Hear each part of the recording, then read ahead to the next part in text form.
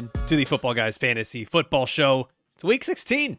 Dave, round 2 of the fantasy playoffs. We're looking at the best and worst players to start, and we decided a few weeks back that instead of just saying, these are the starts of the week, go and start these guys, we wanted to take this a bit further and talk about these matchups, who are some of the best matchups, the risk-reward matchups, the guys that we're not going to start no matter what, even if there's a fire, and then our favorite streamers. These can be at the quarterback or tight end position, and I think this has been really fun. I think it has caused us or made us open up our thought process a bit more on how we approach starting lineups.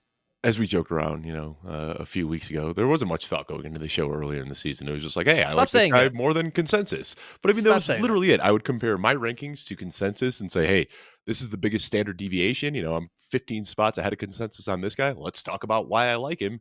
This is fun. It's forcing us to think a little bit more. Darn you, Alfredo, for making me think. Dave, we're not going to beat the allegations that we're just idiots. Please stop saying we don't think.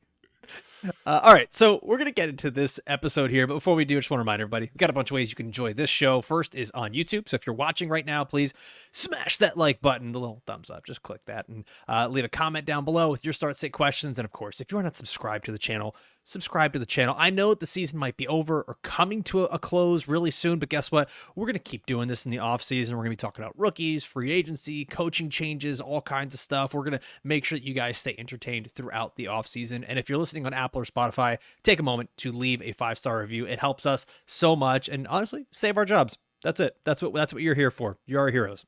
All right, Dave, let's start this off. Let's start off with the risk-reward matchup of the week. Who are you going with here? Xavier Worthy, and I think this is a pretty obvious one. A lot of risk and a lot of reward. You look at his usage this year, and there have been plenty of games where he is just seeing 2, 3, 4 opportunities, and that gives him a floor that we have seen: -1 points, 2.1 points, 4.2 points. That's the type of floor with a guy like Xavier Worthy. But last week we saw what happens when he can score a touchdown. We also saw his usage uptick dramatically last week. He saw a season high 11 targets. Now, I don't think he's going to come out and see 11 targets every single week, but you'll start looking at this team. DeAndre Hopkins is kind of in this weird committee with Juju Smith-Schuster, where he isn't the dominant guy we expected him to be. Travis Kelce just looks like just a corpse of the man he used to be out there. He has just looked absolutely awful this year, and they need somebody to step up. Why not it be the first round rookie that they drafted this year with game breaking speed? I still think there's a lot of risk here, but you look at this matchup against Houston, we'd expect it to be a high scoring game. Houston has some of the best pass rushing in the NFL, which means they're going to want to get the ball out of Mahomes' hand quickly, assuming he plays. Maybe it's Wentz. We don't know yet, but Mahomes is practicing in full, so we'd expect to see him out there. And all they have to do is get the ball in Xavier Worthy's hand and let him make a play after the catch. So we know the floor. We've seen it.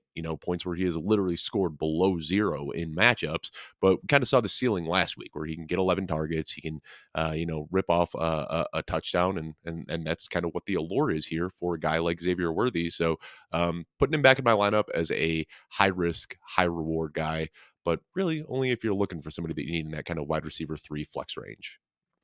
Yeah, it's going to take some cebollas if you're going to put him in your lineup. You know what that means, Dave? I'm guessing balls or something similar. No, have a little more tact. It's onions. Ah, right. Come on. Spanish 1 failed you, Dave. I'm sorry. I told you I took Latin, and we didn't learn about cebollas in Latin. I keep forgetting that you took Latin. Why?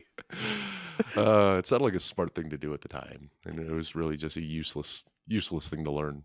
Like I said, we're not beating the allegations. Not beating the allegations.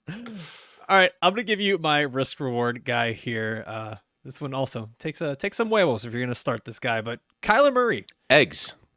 Good job, Dave. Gold star for you. 5 points, Gryffindor. Good job.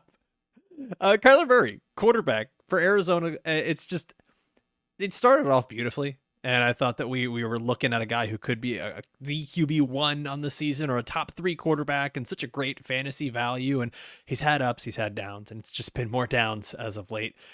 He's been quarterback 19 over the last month. It's just not been good for Kyler Murray. And we've been talking about it behind the scenes that it's just been disappointing. And is it Marvin Harrison? Is it Drew Petzig? Is Kyler himself? What is it?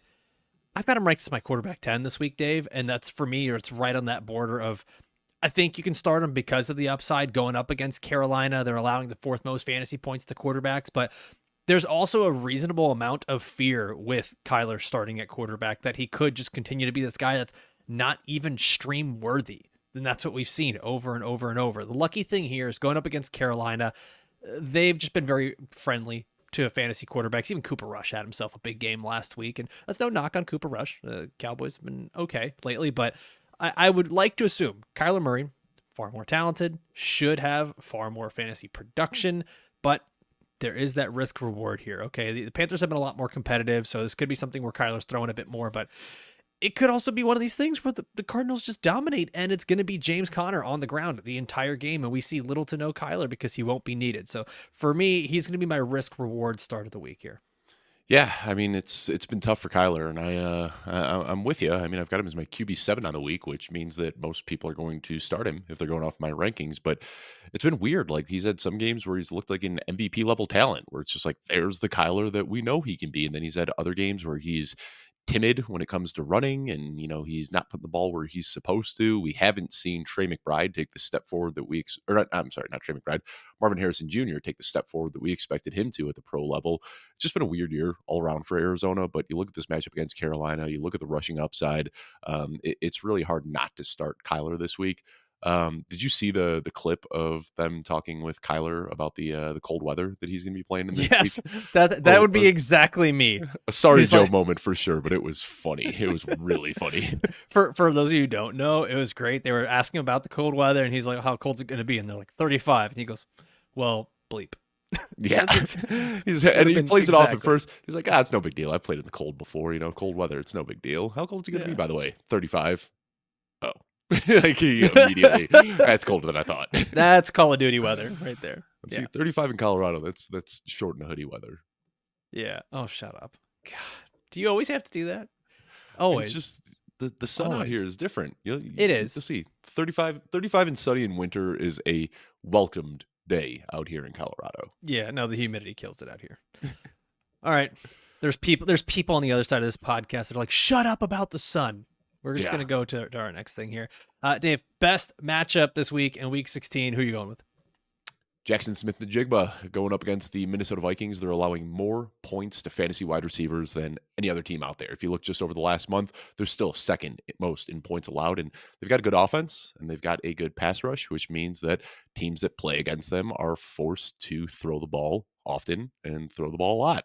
And that's why I like JSN in this matchup. I think everybody has kind of come to terms with the fact now that JSN is the wide receiver one in Seattle. It's no longer DK Metcalf, but this isn't just some short-lived thing that's just been happening over the last few weeks. I mean, you look on the year right now, and JSN is 6th in receiving yards. His efficiency has been off the charts. He's 4th in EPA among all receivers right now. I mean, he's blossomed into a very good player. And maybe it was that he was held back by former offensive coordinators. Maybe it just took him some time to get up to speed after the broken wrist in his rookie season training camp. But whatever it is, JSN is balling out right now. He's leading the league in slot snaps. He is very clearly the wide receiver one on this team. And of course, there's fear that maybe Geno Smith doesn't play this week. But even if he doesn't, JSN is still going to get peppered with targets. Ceiling is much higher, of course, with Geno Smith than without him. But JSN, great matchup this week, has developed into a great player. He is inside my top 15 wide receivers again. Yeah, man, JSN, it's been great to see him blossom this year. And this is one of those things that we finally get to see a player just be who we know he's been, but been held back for whatever reason, whether it's the routes that they're having him run, the way that the offense has been. My only fear is I really hope that Geno goes out there healthy and is able to not only start but finish the game with everything going on there. That's the only thing, because we saw once Sam Howell's in there, the offense kind of gets ugly. Yeah. But what I will say too about JSN, I mean, he broke his wrist in training camp his rookie season. You know how hard it is to get up to NFL speed when you are missing out on preseason and you're missing out on training camp. Look at Roman Wilson, for instance. I mean, JSN obviously a better talent, but similar, archetype of player, a guy who'd primarily be a slot receiver. He can't even get on the field this year. I mean, he's basically redshirting his rookie season because of an injury he picked up in training camp. JSN, despite breaking his wrist and missing the beginning of the season, was still able to get 628 passing yard or receiving yards last year. That's good for a rookie. And to do that after missing all the preseason and training camp, that's really impressive. So we talked about it a lot this offseason, Alfredo, trying to buy low on JSN, especially, in Dynasty, but also in your redraft leagues. And now we're seeing it. He's got gotten up to NFL speed and looks like the player we hoped he'd be. Yeah, it's been great to watch. Honestly, it really has. I'm gonna give you my best matchup of the week here, and it's also another wide receiver. This is weird, Dave. This is the first time we're not just going straight to running backs. Usually, it's Yeah. just been what running back is playing against the Carolina Panthers. But the wide receivers this week, I'm gonna go No, back it's to the what well. rushing quarterback is playing against the Carolina Panthers. Yeah, exactly. I'm gonna go back to the well here with Jakobi Meyers, who it's even in an off week with Desmond Ridder at quarterback, he still wasn't bad. It was just enough to get you to the next round of the playoffs. But now Aiden O'Connell is expected to be starting again for the Raiders, and Jacoby's been good, man. Like not just an average starter, he's been really good. Wide receiver 18 over the last month. He's had some big games, and the ecosystem of the Raiders offense sort of continues to change here. No Sincere McCormick, no Zamir White. They're going to be less reliant on the run game. Alexander Madison has not been good. And going up against Jacksonville, they give up the third most fantasy points to wide receivers. I've got Jakobi Meyers a little bit ahead of consensus. He's my wide receiver 15 this week, and I think he gives you genuine top 12 wide receiver upside. And even the floor for Jakobi is probably still a top 20 wide receiver in week 16. Yeah, I think the fear, of course, is that Desmond Ridder starts again, and we saw, he didn't. Was it no catches in the first half last week? I mean, he was able Yeah. to salvage his day late in the game with a couple of catches, but I think that's the fear is that Desmond Ridder might start again. We don't know exactly how that's going to shake out, but Jakobi Meyers is a good player, and he's pushed so far down rankings this week that I think we've probably overcorrected a little bit because he can still draw targets and still make plays. Yeah. Yeah, agreed. And I think with what we're going with here is for the Raiders that if Aiden O'Connell is healthy, he is the starter, but it's a bit of just waiting to see what happens there. Right. Next one. Not even if there's a fire. These are the players that we won't start. Dave, am I going crazy or did you pick the same guy last week? Probably. I mean, why are you Probably starting, this whole season. yeah, why are you starting Najee Harris? Like, what are you doing? We talked about this weeks ago. We said to drop him, trade him, do whatever you can to get him off your roster. He has a brutal stretch throughout the fantasy playoffs, and we saw last week 3.1 PPR points. I mean, he was splitting touches with Jalen Warren almost 50-50, and then there was just enough Cordero Patterson that all three logged touches, and none was able to eclipse 3.5 PPR points. Now they have an equally difficult matchup this week going up against the Baltimore Ravens. Jalen Warren is going to get touches, especially if they're playing from behind. I will say, I don't think this is going to be a game where they're playing from behind. The Steelers are good, and I think that they can hang with the Ravens. So maybe it's a close game where they have to lean on Najee Harris a little bit, but there's definitely a world where they are trailing, and then it becomes the Jalen Warren show, and you're looking at 2-3 points from Najee Harris in your lineup again. So I don't want to start Najee Harris. The efficiency's been bad. As Jalen Warren is getting healthier, he's carving out a bigger and bigger role. This game has the potential of game script not working in Najee's favor and leaving him just completely with nothing. So, yeah, Najee Harris, not even if there's a fire this week. Mm. And you know what? Doing the show next week, I'll talk about Najee Harris again. I don't care. And going into 2025, just do it one more time. I mean, Why really, not? though, he's got the Chiefs next week. So if you somehow start Najee Harris this week and make it into your finals, don't start him next week either. I'm with it. Yeah. I'm with it. Kids, just don't meet your heroes. They just tend to disappoint you. Should have dropped him 3 weeks ago. That was always the move with Najee. Gosh, you know what? That episode was really good for us. It was a really good one. Really good one. Dropping players to sabotage your league mates because I feel like a lot of them ended up working out really well. It's awesome. Speaking of Najee Harris, free agent this season. Really interested to see where he goes because I still think he's like a very good early down grinder. Can't help but think about what he would look like on a team like the Chargers, maybe, where they are looking for that kind of bell cow back. Maybe the Dallas Cowboys. Really interested to see where Najee ends up next year. Yeah, I don't even know if there's a really good landing spot anymore. All the teams that needed running backs, the It's the Bengals. same as it's the Chargers, the Cowboys, and the Dolphins. The same teams that we talk about every single year. I could see. Well, I mean, Cowboys. I feel like they found themselves a good cheap running back with Rico Dowdle. Bengals have Chase Brown. I don't know if the Dolphins are going to go out and spend on a running back. Maybe Najee, but I feel like Chargers makes sense. Chargers makes sense. He's Gus Edwards 2.0. I could see it. Yep.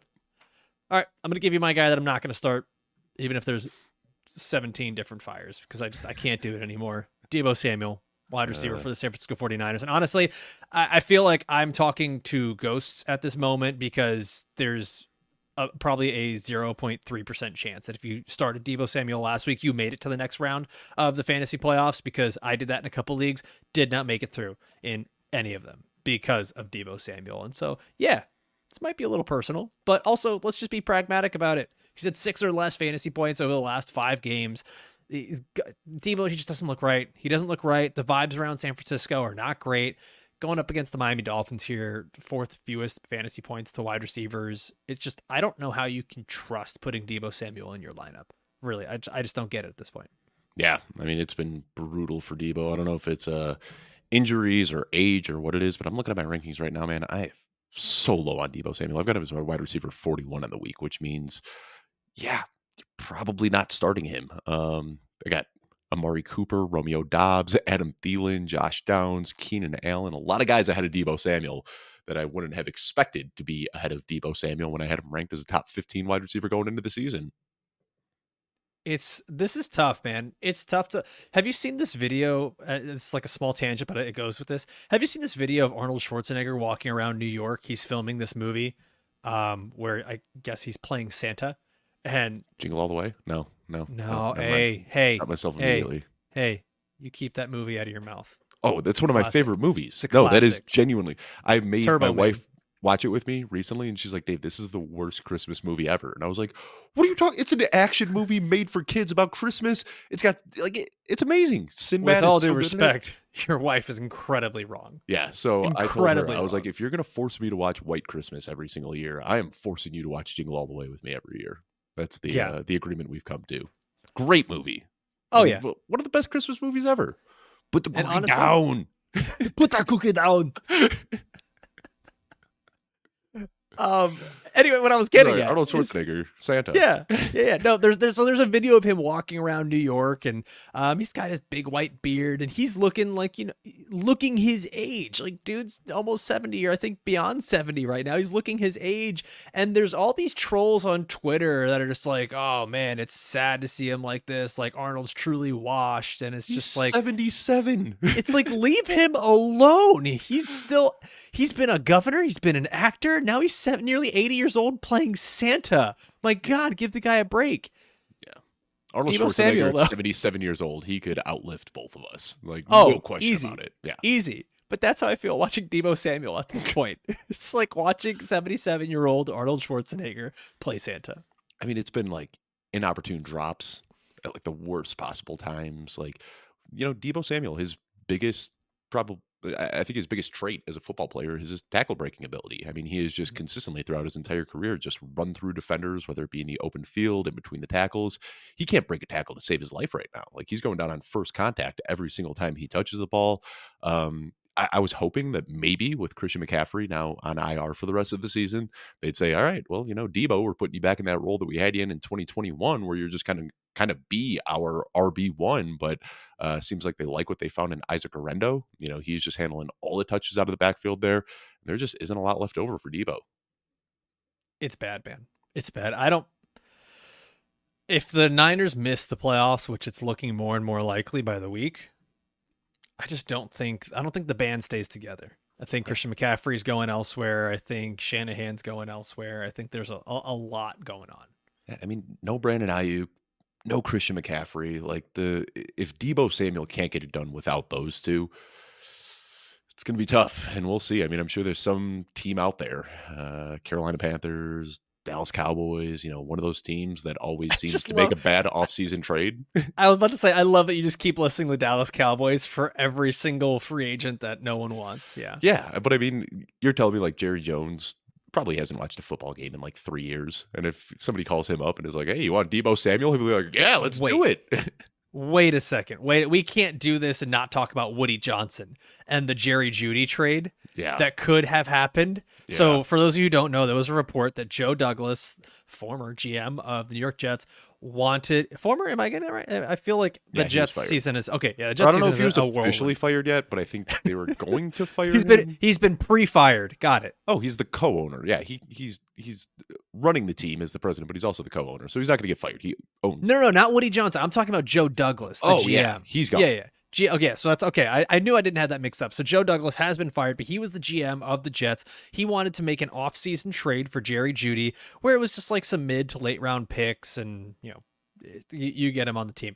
And the story right now is that Woody Johnson nixed the trade because family members were talking to him about Jerry Jeudy's Madden rating, and that Woody Johnson also did not want the team to sign John Simpson, the guard, because of his awareness rating in Madden. What are we doing? I mean, bad teams stay bad because of bad ownership. Like, this isn't any secret. Like, you look at the teams that are just consistently the basement dwellers of the NFL, and it is the Jets, the Bears, the Browns, team that just have inept ownership. I mean, that's what it is. I say The it all the time. more Like, the more uh, ownership has their hand in the pot, the worse off the team is for it. And Woody Johnson is just way too involved in the operations. the more I see the ownership behind the scenes, the more I see the general managers behind the scenes, it just feels like we should have a social experiment where one team in the NFL gets to be run by fans. I just want to see how that goes. Because it can't be much worse than what we're getting here, man. The Giants and maybe it's just New York, Dave. Maybe it's just. I mean, the Packers, aren't they owned by the people for the people? Sure, technically, but they don't make the decisions. Yeah, can you like show up to a Packers board meeting with like your piece of can. paper you printed off from the internet that says you're a shareholder and be like, actually, I do think we should trade Aaron Rodgers. I think you can. All right, let's get back on track here. Let's finish this off with our favorite streamers of the week. This is usually anyone that is a quarterback or tight end. You and I are both going with tight ends this week. Yeah, Brenton Strange, man. Got him inside my top 10.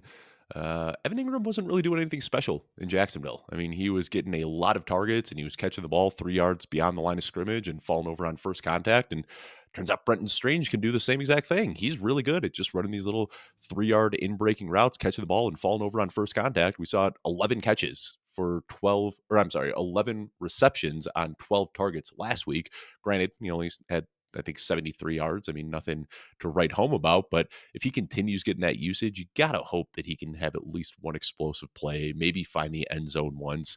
I don't know if Jacksonville is going to run as many plays as they did last week, but Mac Jones is out here feeling himself, playing with some sort of weird, kind of creepy confidence, but good for him. Brenton Strange is going to get confidence. his. Creepy confidence needs to stick around. Hashtag creepy confidence. Yes. Yeah, I mean, that's the best way to, I don't know, explain what Mac Jones is doing out there. It's just weird and creepy, but he seems confident and happy doing it. So good for him. Brenton Strange inside my top 10. I don't know what else I really have to say. The usage is going to be there. Might see 12 targets, might see 10 targets. Either way, he is just copied and pasted into the Evan Ingram role.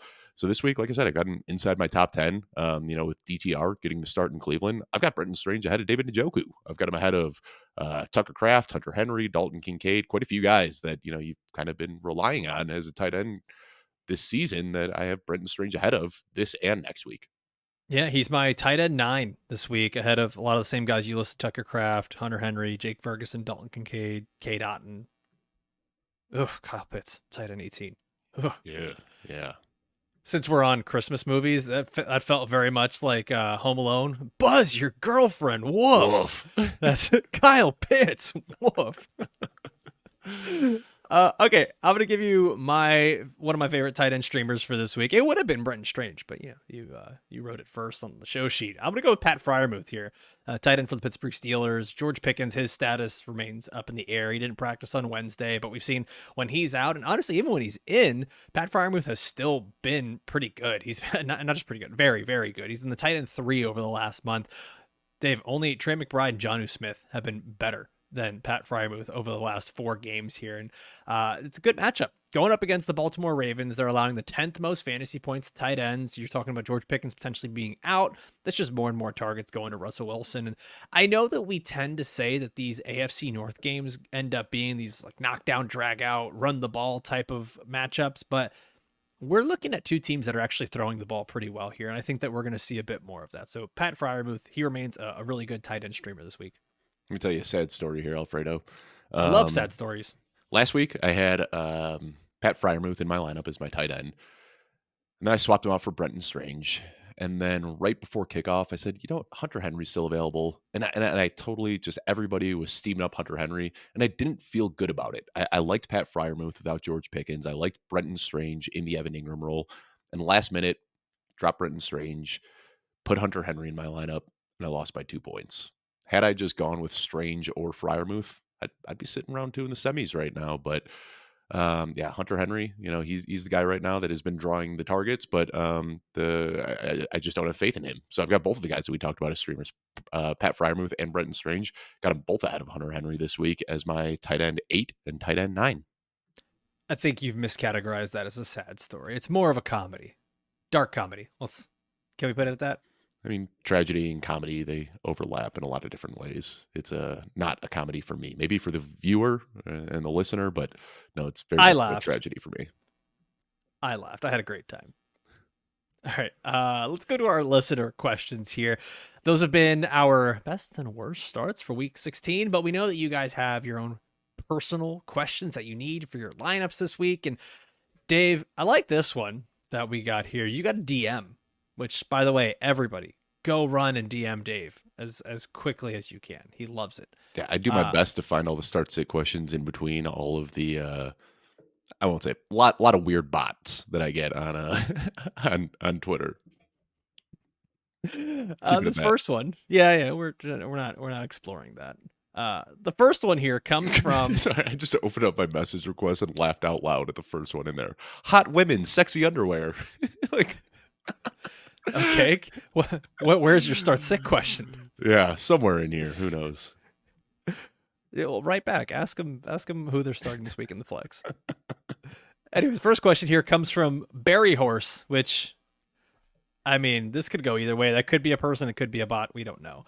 But they ask, any strong opinions on Hunter Henry, Brenton Strange, Tucker Kraft, those 3 tight ends this week?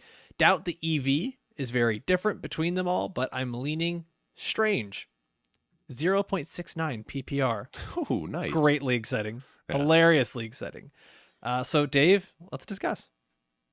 Just rewind 4 minutes and catch up on the show, and we'll get on to the next question. Yeah, we prefer Brenton Strange ahead of all those guys, and I think you do as well, Alfredo. Like I said, a lot of people have been leaning on Hunter Henry and Tucker Kraft, and I think Tucker Kraft probably has the biggest upside if that's what you're swinging for. Mm-hmm. He's got the tackle breaking ability, he's got the explosive playability, he's on a good offense. We know he's a very good athlete, but I think once you start looking at the upside and the downside and all that, I think Strange is the guy that falls atop that list pretty easily for me. I think it's just the target volume for me on these guys. Like, I understand Tucker Kraft is in the better offense, better quarterback, and it's actually a great matchup going up against New Orleans, but this could also be something that gets so out of hand that, the Packers are on their way to the playoffs. If they need to start benching players in the second half, they potentially could. So, the target volume for Brenton Strange is just too valuable to not look at, especially with that 0.69 PPR. Come on now. Yeah. Next question. Travis asks, Isaiah Pacheco or Jerome Ford if Alvin Kamara is out. So why don't we do this for him? It's a PPR league. Why don't we do this? If Kamara's in, would you want any of these running backs over him? And if he's out, who do you take between Pacheco and Ford? Man, I have Jerome Ford at RB23 and Isaiah Pacheco at RB24. So I have a very slight preference to Jerome Ford, but when they're that close in rankings, I'm not going to sit here and tell you to start one or the other. I mean, really, that's up to you. I would prefer Kamara ahead of both of them, assuming he can log a full practice on Friday and he's active and all those sorts of things. But if Kamara's out, man, it's a coin flip for me between Ford and Pacheco. I lean Ford ever so slightly, but when they're that close to my rankings, like I said, it can go either way. Yeah, I've got Jerome Ford. Let me see. That's about 5 spots ahead of Isaiah Pacheco. So it's one of those where it could go either way. But yes, if Kamara's out, I would prefer Ford in this matchup going against the Cincinnati Bengals. Kareem Hunt out touching Isaiah Pacheco last week makes me nervous. Was weird. I almost made Isaiah Pacheco I won't start him even if there's a fire, just because I don't know if the upside is there anymore. And I know a lot of that was game script dependent last week, but still, Not a good sign. I don't like seeing that the Kareem Hunt is out here out touching Isaiah Pacheco. They might just kind of be keeping him on ice for the next few weeks, trying to keep him as fresh as possible for the playoffs. So I think there is, if we knew Isaiah Pacheco was fully healthy, we knew he'd be getting his full workload. We're probably putting him like well inside the top 15, but we both got to have him at that RB2, RB3 bubble because of the uncertainty. Yeah. Next question on here from Alex says Kyler or Jaden. The wrinkle is my opponent has Terry McLaurin and Brian Robinson. I have Trey McBride. So this is kind of a good double layered question here from Alex. How do you tend to approach this, Dave? Because I know in a vacuum we'd probably just say Jaden over Kyler, easy. Does this change anything for you? Yeah, I mean, it can kind of go both ways because one, if you start Kyler, you're kind of neutralizing, or I'm sorry, if you start Jaden Daniels, you're kind of neutralizing what McLaurin and Robinson are going to do. If they have big games, we'd assume that Jaden Daniels is going to have a big game as well. But then you're also getting the high end range of outcomes if you stack Kyler with McBride. But when it comes down to something like that, where you're using stacking as the tiebreaker, that needs to be two guys that are like in the same tier. And then you're deferring to the stack as that kind of final tiebreaker. For me, I have Daniels comfortably ahead of Kyler enough that those external factors don't really go into the equation. There's very little situations that could make me want to start Kyler Murray ahead of Jaden Daniels this week. There you go. Philadelphia's a tough matchup. Carolina's a good matchup, but still, I'm going Jaden Daniels here. I also think there's just enough here where so much of Jaden Daniels' fantasy value is predicated on rushing. So he can have himself a good game, whether or not Terry McLaurin or Brian Robinson have a good game. And if they do, you kind of just see that I see it as like found money. Where, okay, Terry McLaurin scored a touchdown. Good. That means that Jaden Daniel also just got some points as well. So like I'm good with that. I don't think it really factors in too much here. Yeah. All right. Next question comes from Aaron.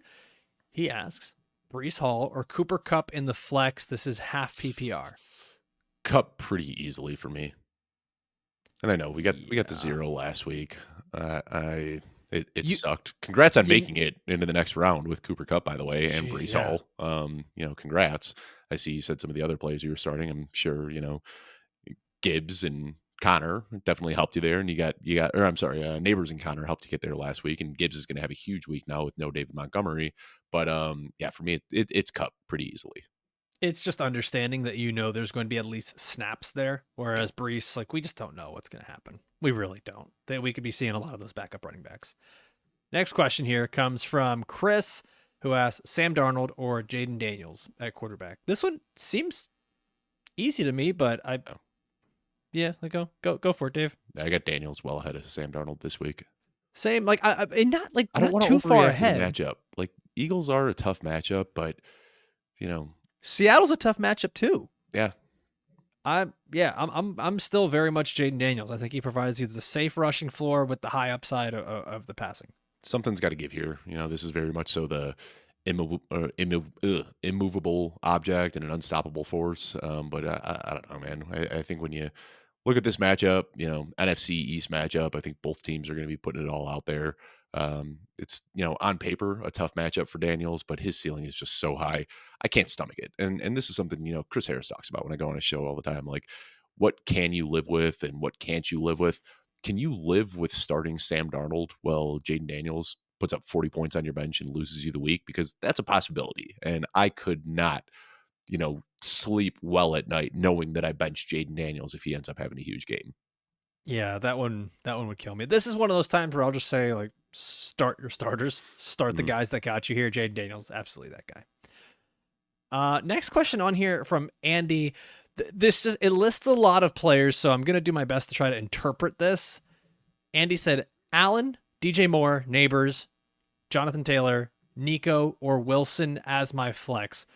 The idea that you have to choose between all these different players as your flex, I'm trying to assume that maybe it's something different, but Dave, is there maybe one player here that sticks out to you as better than the rest if you're looking between all these guys? Yeah, Nico very easily. I'm guessing this is probably a guillotine league would be my guess, or maybe a 4-6 team league, something like that. But definitely going Nico out of the bunch here. Yeah, I think I stay in the same spot as well. Nico here going up against the Kansas City Chiefs. Just I don't think Nico's an elite talent. I mean, it's that. Like, Nico is I mean, he's a top 5 guy for me this week. He's top 5 guy for me every week he's healthy because he's got that sort of upside. So yeah, Nico Collins. Jonathan Taylor, does he make you nervous? Get into this part of the year. I mean, I think after the non-touchdown, everyone's sort of not feeling too great about Jonathan Taylor. But are you still starting him no problems as like a maybe a running back 2, RB1, whatever? How nervous are you about him? Yeah, I mean, I'm definitely have moved him down from his preseason ranking quite a bit. I've got him at RB17 this week. Tennessee is a gauntlet, man. Like they have shut down almost every single good running back that they've gone up against. So I'm nervous there for sure. But really, it just comes down to the Colts offense as a whole. Anthony Richardson taking so much of the rushing duties for himself, lack of goal line opportunities, almost no pass catching at all when Anthony Richardson is the quarterback here. So Jonathan Taylor, young, great talent, but there are so many external factors working against him that he just kind of falls into that RB2 range for me every week. Yeah. And I mean, it's a bunch of these other guys. I'm assuming Allen is Keenan Allen, DJ Moore, Malik Neighbors. You've got some upside with each of them, but I don't think you're going to be able to trust them as much as Nico Collins. Yeah. All right. Last question on here comes from Jake, who asks, in a half PPR league, he's looking between Tyjae Spears, Craig Reynolds, Kenny McIntosh. Jake, God bless you, man. You're I see you putting in the work, though, man. Like, yes. If you've got Tyjae Spears, Craig Reynolds, and Kenny McIntosh on your team, you're putting in that work. Good on you. You held on to your fab. You went out and you worked the waiver wire. Bless you. Proud of you. Bless you. He mentions Alvin Kamara with a Monday night game. The CEH signing has him believing that Kamara is likely not going to be available. So let's say Kamara is out. Tyjae Spears, Craig Reynolds, Kenny McIntosh. Where are you going here? It is very, very easily for me Tyjae Spears, especially it doesn't look like Tony Pollard's trending towards playing. Looks like he aggravated that injury that he's kind of been dealing with all year, that ankle. I don't know if we're going to see him play this week. Keep a close eye on his practice participation, but if Tony Pollard is out, Tyjae Spears is going to be well inside my top 20. Yeah, I've got them right now since we don't know where these guys are going to be. I've got Pollard as my RB28 and Tyjae Spears as my RB29. As the week goes on, if we find out that Pollard is out, I mean, Tyjae Spears jumps right up into that same Jerome Ford, Zach Charbonnet area where it's just a guy who's. We might have Ken Walker back this week too. I mean, that's the other thing. We gotta wait. So there's so much injury uncertainty out there right now. It's really tough doing the show. Like usually we start to have some answers by Thursday, but I think a lot of these situations are going to be up in the air until Friday afternoon when final practice reports come out, and maybe even a lot of game time decisions on Sunday. I got this wrong last time. Are you and Jeff doing the Friday injury updates this week? No? Okay. Yeah. Well, everyone's going to miss you guys. So that means if you are an avid listener of the show, turn on all your, Schefter notifications, get out there on all your various social media platforms, double check. I will still be publishing the article. I'll still be publishing the article that shows everybody's status and all that. So footballguys.com, you can find it there, which is great. We just won't be doing the accompanying podcast this week. There you go. Find Dave's article. Make sure you're following him on any social media platform at Dave Kluge. I'm at Alfredo A. Brown on the social media platforms. And Dave, that's it, man. Round 2 of the playoffs. It's here. We got Thursday night football. No, we don't. Thursday night. Am I going crazy? I am going crazy. There is Thursday night football tonight. We got the Chargers and Broncos. Denver, yeah. This is the weirdest time of year, dude. It's the weirdest time of year. I don't know anything anymore. Telling you, just go take a nap after the show. You deserve it. It's been a long season. Just go. I think I'm gonna go skiing. Comfy in your bed. I actually might do that tomorrow. We'll see.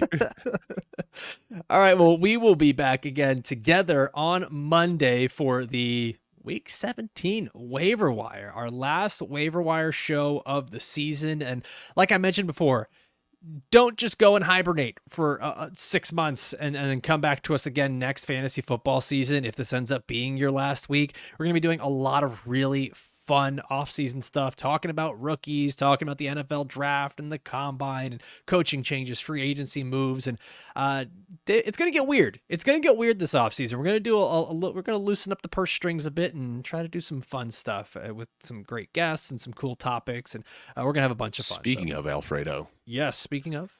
The Rizzler followed me yesterday on Twitter. I didn't even follow him. So he must be listening to the show because he followed me completely unprompted on Twitter.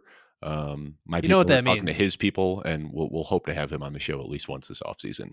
I will guarantee you, definitely does not listen to the show. I will say this: there's probably either him or someone in his camp that goes on to X or any of these other social media platforms and searches Rizzler and finds the Nope. videos and posts. He You mean listens no? to our show.